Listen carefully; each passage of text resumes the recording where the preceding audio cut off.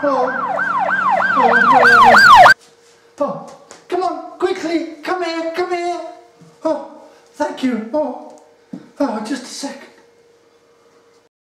Oh no, you've got a dirty sensor. We'll have to operate. Well, that's the fun bit. Now onto the serious stuff. Now, firstly, don't attempt this unless you're confident.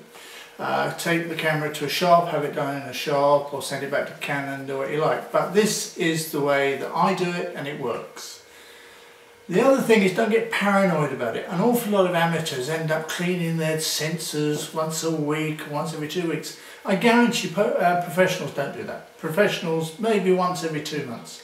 This particular camera hasn't been cleaned for nearly 9 months, and I use it every day. So don't get paranoid. The slightest little mark you can just knock out with retouching. It's not worth taking the risk. Well, how do we know when it's dirty? Well, we go out and photograph a blue sky. If you live in England, of course, a blue piece of paper would do. I say blue, it can be any colour, but blue seems to be the easiest way. So the first thing to do is to enlarge the image once we've got the photograph of the background. And of course we do that very simply by doing that. Now I can see immediately a problem of dust, and right next to it I've got a problem of something else on the sensor. Now you're not going to see this because the quality of the video is so low when I'm shooting from the screen. So I would go around the sensor and find every bit there. There's another piece here, but I'll go to a still image and show you. On this view we can just see the piece of dust on the right, but let's zoom in, and as we zoom in, there we go, we can see the piece of dust, and next to it is a dark area. Now that's what we're looking for as well. Now as I go around the screen, yep, there's another one up there. So it definitely is going to need a wet clean as well as just a little brush out. Well, here's the tools you're going to need to be able to clean your own sensor. These are individually packed little swabs. You can get those through my site or virtually anywhere.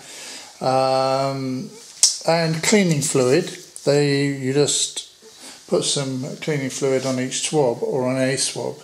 And this is something I made myself. I adapted it myself. It's a little vacuum cleaner, and I've just put a little brush on the end, and I'll show you why I do that.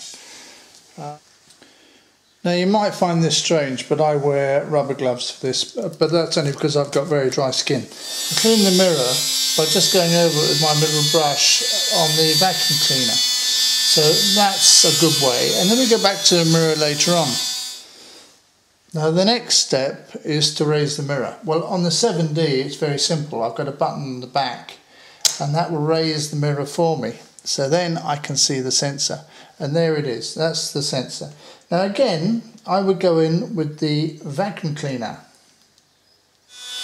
Now what I'd do is take the brush and I'd wipe it across the sensor. Now I'd make very sure I'm not getting any lubricant on the brush, and I'd brush off anything. I'm particularly looking for stuff like sand or anything that might scratch the sensor with the cleaner. Now these brushes are independently packed, and I've already opened this one ready. So we take it out. Now we be very careful not to touch it onto the ground. We open the cleaning fluid and we just drop very carefully. Whoops, one drop on the floor. We drop very carefully 3 drops. Well, here I'll put a 4th one, just to get it right. Go on. Right, that's 4 drops onto it. The instructions say 3, but as long as I let it absorb a little, there's no problem. Now the 7D I'm using has a smaller sensor than a full frame.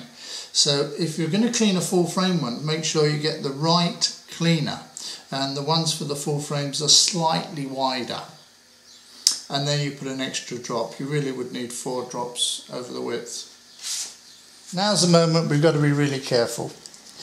We go into the camera and we wipe onto the sensor one way like that. right across the sensor. Then we turn the brush over and we go back the other way. I'm sorry I'm blocking it, but there we are. Now that's it. That's all you have to do. That is now the sensor cleaned. Now you might find that that's not enough. You might have to do it twice, but that's not a big problem.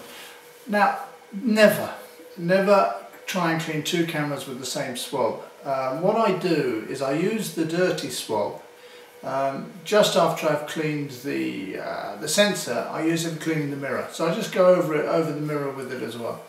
Now the mirror's front silvered, so you just have to be very careful as well. It's exactly the same as the sensor.